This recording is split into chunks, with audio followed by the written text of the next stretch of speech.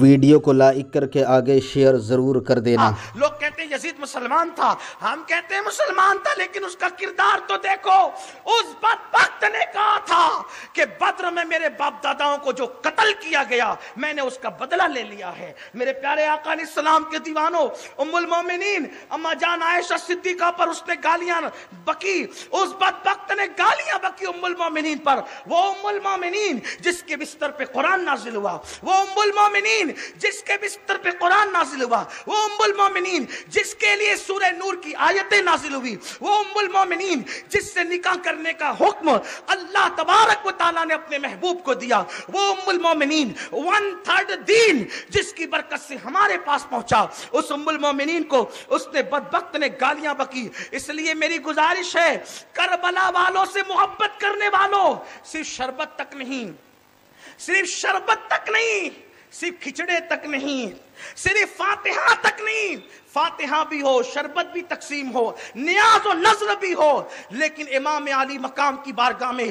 سب سے بڑا خراج یہ ہے کہ جس دین کے لیے حسین نے جان دی ہے اس دین پر عمل کرو۔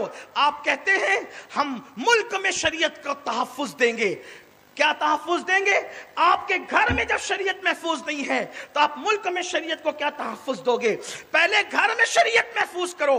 شراب کا بائیکاٹ ہو، داڑھی مڈانے کا بائیکاٹ ہو۔ اگر ایک باپ اپنے بیٹے کو کہہ دے کہ اگر تو داڑھی نہیں رکھے گا تو میرے گھر میں مت رہنا، بتاؤ وہ بیٹا کب جرات کرے گا داڑھی مڈانے کی؟ لیکن باپ خود کٹا کر کے پھینک رہا ہے، وہ بیٹے کو کب کہے گا؟ ایک باپ کہ نماز نہیں پڑھے گا تو میرے گھر میں مت رہنا، وہ بیٹا کب جرات کرے گا نماز چھوڑنے کی؟ لیکن ہم نے دکان کو جو اہمیت دی ہے وہ نماز کو اہمیت نہیں دی، ہم نے اسلام کو وہ اہمیت نہیں دی۔ گھر کی بیٹیاں بے پردہ گھوم رہی ہے، گھر کی خواتین بے پردہ گھوم رہی ہے۔ امام علی مقام کا ایک آخری جملہ سن لو، فیصلہ تمہیں کو کرنا ہے، تمہاری عدالت میں جج تمہیں ہو۔ کل پرسوں سے آج تک میں محبت اہل بیت کے بارے میں تم سے کہہ رہا ہوں کہ نبی اور آل نبی کی محبت عرش کے سائے میں لے جائے گی، جنت میں لے جائے گی۔ جنت کو میں ایسے جاؤ گے جیسے دلہن جاتی ہے۔ یہ سب سن رہے تھے، اب ذرا ایک جملہ بھی سن لو، خوگرے حمد سے تھوڑا سا گلہ بھی سن لے۔ امام حسین کا آخری ایک جملہ خطبے کا، حالانکہ خطبہ بڑا ہے، ان کا خطبہ میں آج لے کر آیا تھا کہ ان کا خطبہ بھی پڑھوں گا، لیکن ایک جملہ ان کا آخری والا پڑھتا ہوں۔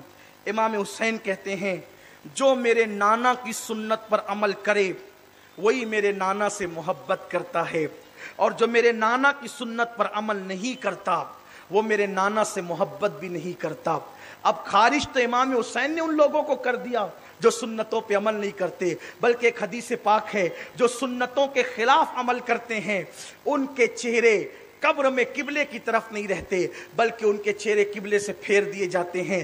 جس حسین نے بدعت کے خاتمے کے لیے اتنی محنت کی، سب سے زیادہ بدعتیں انہی کے دن میں کی جاتی ہے، انہی کی شہادت کے دن میں کی جاتی ہے بدعتیں۔ لوگوں بدعتوں سے پرہیز کرو، ہاتھوں میں کڑے پہننا یہ حسینیت نہیں ہے۔ اللہ اکبر، میلوں میں جا کے عورتوں کو دھکے دینا یہ حسینیت نہیں ہے۔ اللہ اکبر، خود جو ہے بانسریاں لے کر کے عاشورہ کی شب میں دیکھتا ہوں میرے جوان، میرے محلے میں ہی بڑا بازار لگتا ہے کہ بانسریاں لے کر اور وہ باجے لے کر نوجوان چھوکرے گلیوں میں بجاتے گھومتے ہیں بانسریاں، وہ جس کو ہم اپنی زبان میں پنگانی کہتے ہیں، وہ بجاتے ہیں۔ میں صرف تم سے اتنا پوچھتا ہوں، حسین کا جوان علی اکبر شہید ہوا، اس میں بانسری بجانے والوں، پنگانیاں بجانے والوں، اگر آپ کا 18 سال کا بیٹا بھی کٹتا تو آپ یہی کرتے؟ میلے میں اپنی عورتوں کو بے پردہ لے جانے والوں، آپ کے گھر کا 6 مہینے کے معصوم کی گردن پہ تیر چلتا تب بھی آپ یہی کرتے؟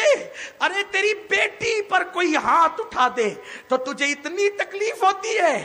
جس دن تم خرافات کرتے ہو، جس دن تم نمازیں چھوڑ کے میلوں میں جاتے ہو، جس دن تم معاذ اللہ نئے نئے کپڑے پہن کے دولہے کی طرح سج سنور کر کے تم خرافات اور بدعات میں مصروف رہتے ہو، وہ دن ایسا دن تھا جب سکینہ کی بالیاں نوچی گئی تھی، سکینہ کے چہرے پہ تماچے مارے گئے تھے، زینب کی چادر چھینی گئی تھی، اللہ اکبر، ام کلثوم کی چادر چھینی گئی تھی، علی اصغر کا جھولا لوٹ لیا گیا تھا۔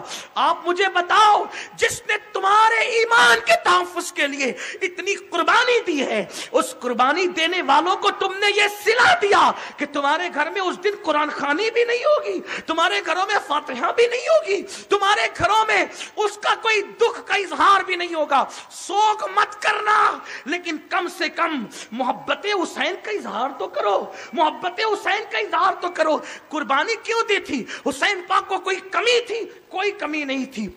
جنہوں نے فقیروں کو 10,000 درہم دی، فقیروں کو، آخری بات کہنے چلا ہوں اس کو سن لیں۔ حضرت اسامہ کی عیادت کے لیے، جب اسامہ بیمار پڑ گئے نا، اسامہ کی عیادت کے لیے اسامہ بن زید کی، امام حسین گئے، وہ رو رہے تھے، حضرت اسامہ رو رہے تھے۔ امام پاک نے کہا اسامہ کیوں رو رہے ہو؟ اسامہ کیوں رو رہے ہو؟ کہنے موت کو دیکھ کر، کہا موت تو دیکھ رہا ہوں حسین، لیکن 60,000 روپے میرے اوپر قرضہ ہے، 60,000 روپے میرے اوپر قرضہ ہے، کون دے گا میری طرف سے؟ میں غریب آدمی ہوں۔ مولا حسین نے کہا فکر مت کرو، میں دوں گا۔ جو دوسروں کے 60,000 خود ادا کر دے، اس کو کوئی کمی تھی؟ کوئی کمی نہیں تھی۔ دولت تھی، مال تھا، بیٹے تھے، عزت تھی، مدینے والے اتنا احترام کرتے تھے، اتنا احترام کرتے تھے۔ ایک مرتبہ ملک شام میں کسی نے کسی سے پوچھا کہ میں مدینے جاؤں گا تو کیسے پتا چلے گا کہ حسین یہی ہے؟ میں مدینے جاؤں گا، میں نے ابھی تک حسین کو دیکھا نہیں ہے، مدینے جاؤں گا تو پتا کیسے چلے گا کہ حسین یہی ہے؟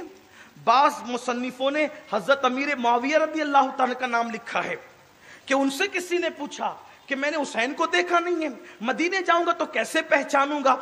تو انہوں نے بتایا سب ادب کے ساتھ گردن جھکا کر جس کے سامنے بیٹھے ہوں گے اور پوری مسجد میں جو سب سے خوبصورت اور باوقار ہوگا اسی کو دنیا حسین کہتے ہیں۔ آپ غور فرمائیں، آپ غور کریں کہ امام علی مقام کا اتنا احترام تھا کہ لوگ سر جھکا کر مدینہ منورہ میں ان کے سامنے بیٹھتے تھے، کوئی کمی نہیں تھی، لیکن یہ چاہتے تھے کہ بھئی جو لٹانا ہے لٹ جائے مگر اللہ کا دین محفوظ رہے۔ آج جو اذانیں، نمازیں، دین، قرآن، شریعت ہمارے پاس ہے، یہ سب مولا حسین کی قربانیوں کا نتیجہ ہے۔ اور یاد رکھنا، آج اگر کوئی خلاف شریعت کام کرتا ہے تو اس کے خلاف جو بھی اٹھ کر کھڑا ہوتا ہے، اس کو جو اصول اور رہنمائی کہیں سے ملتی ہے تو اس کا نام کربلا ہے۔ کربلا رہنمائی فراہم کرتا ہے لوگوں کو باطل کے خلاف اٹھ کر کھڑے ہونے کے لیے۔ تو ہم نے یہی صلہ دیا۔ حضرت امام علی مقام نے کہا میں ادا کر دوں گا 60، کہا میرے مرنے کے بعد اگر آپ ادا کریں گے تو میں کم سے کم کفن میں بوجھ لے کر جاؤں گا۔ کہا نہیں بھائی، میں مرنے کے بعد نہیں، آپ کی موت سے پہلے ادا کر دوں گا۔ وہ ساری فہرست مجھے دے دو، لے لی اور گھر گئے اور قرض والوں کو بلایا اور حضرت اسامہ کے وصال سے پہلے 60,000 کی آپ نے تقسیم فرما دی۔ یہ اتنی دولت تھی، اتنا احسان کرتے تھے لوگوں پر۔ مسلمانوں، آج دین ہمارے پاس سے نکل گیا، ہم آج دین سے دور ہو گئے، دین شریعت ہماری زندگی میں نہیں۔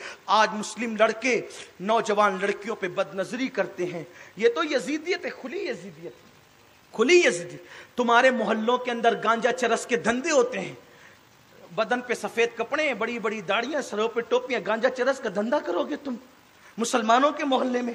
یاد رکھنا، اللہ کو منہ کیا دکھاؤ گے؟ اللہ کو منہ دکھانا ہے۔ ارے روٹی کا ٹکڑا تو کتے کو بھی مل جاتا ہے۔ اگر پیٹ کی آگ بجھانے کے لیے حرام کاروبار تم نے کھول رکھے ہیں تو اللہ کو منہ کیا دکھاؤ گے؟ کھاؤ گے کتنا، کتنا کھاؤ گے؟ حرام چھوڑو، حلال کی طرف آؤ، سنتوں پر عمل کی طرف آؤ، بدعتوں کو چھوڑو۔ بدعت چاہے وہ عملی بدعت ہو، چاہے عقیدے کی بدعت ہو، سب بدعتوں سے توبہ کرو۔ شراب نوشی سے نکلو، جوئے کے اڈوں سے نکلو، عورتوں کو ظلماً طلاق دینے سے بچو۔ یہ ساری چیزیں ظلم زیادتی کی اسلام کے خلاف ہے۔ اور اینڈ اس پر کرتا ہوں، کربلا کی داستان سننے کے لیے آنے والوں خواتین سے بھی کہتا ہوں، میری بہنوں، جس رسول نے عورتوں کے لیے کہا کہ میری مسجد میں یعنی مسجد نبوی میں نماز پڑھنے سے بہتر ہے کہ عورتیں اپنے گھر میں نماز پڑھیں، نبی کی مسجد سے افضل عورت کے لیے گھر میں نماز پڑھنا ہے۔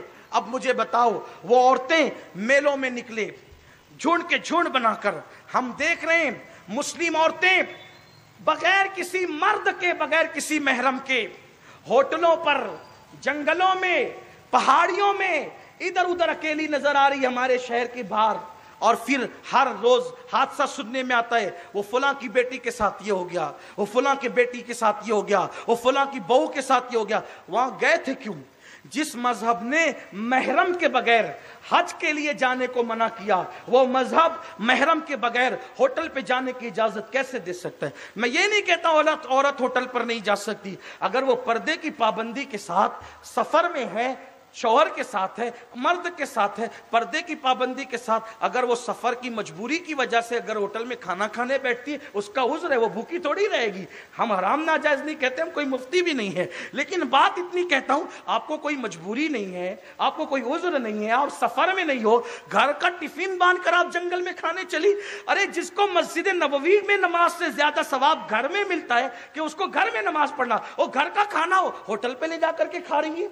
कोई मना करने के लिए तैयार नहीं है, कोई बोलने के लिए तैयार नहीं है, चौपाटियां बन रही है, इज्जतों पे सवालिया निशान उठ रहे हैं, ये सब सूरत हाल है।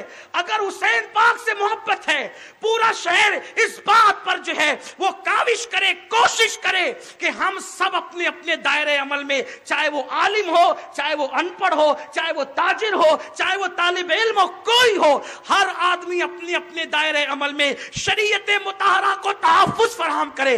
इस पूरे मालेगांव के अंदर 10 लाख से ज्यादा मुसलमान बसते हैं, अगर उसमें हम 5 लाख भी मर्द पकड़ लें, तो अगर सारे मुसलमान दाढ़ी रख लें, तो इंशाअल्लाह मालेगांव में 5 लाख दाढ़ियां लोगों को नजर आएगी। जिधर नजर उठाएंगे उधर दाढ़ियां ही दाढ़ियां नजर आएगी। हर घर की ये बच्ची बुर्का पहनने लगे, इंशाअल्लाह जिधर नजर उठेगी उधर बुर्का। लेकिन बुर्का अल्लाह के लिए हो, बुर्का अल्लाह के लिए हो, बुर्का पब्लिक के लिए नहीं हो कि घर के कोने तक जाली रहेगी, कोने के बाद जाली उठेगी और बाजार में जाके बुर्का भी उतर जाएगा। ये इस्लाम नहीं है। वीडियो